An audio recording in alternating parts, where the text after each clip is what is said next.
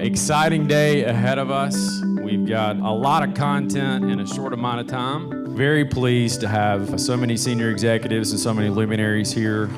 And there's not one better person to kick off this summit and to highlight what we're trying to do around consumerism than our governor, Bill Haslam. When we rank industries in Tennessee about those that are the most important to us, like I said, we're in auto manufacturing, we do a lot of things, but in terms of being the brain and soul of what drives us, it's this business. And so we're thrilled to have you here, and we hope you have a great couple of days in Tennessee.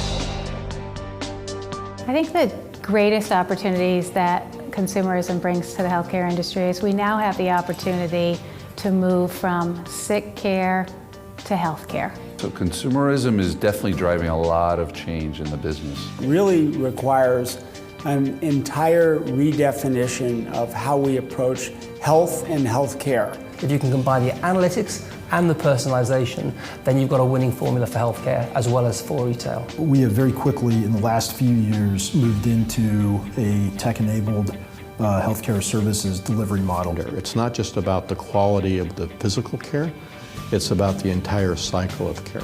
If you think about consumers assuming more risk, their demand for a greater experience is only going to intensify. There is a real desire to change today, and we're starting to see some of those changes happening. I would encourage payers and providers to be able to think outside that box even a little bit more. We have to start treating people like they are, in fact, retail consumers, so every interaction needs to be thought about from a standpoint, how do I create a positive interaction for people? That it's not a healthcare room, it's not a consumer tech room, that it's an intersection of those together so that that random person off the street will start to say, yeah, I recognize all those names and they're awesome. Coming to these conferences, it allows us as an industry to get together to create the change and work together more deliberately to change healthcare. The networking has been phenomenal, and the topics presented today in the different panels has been great.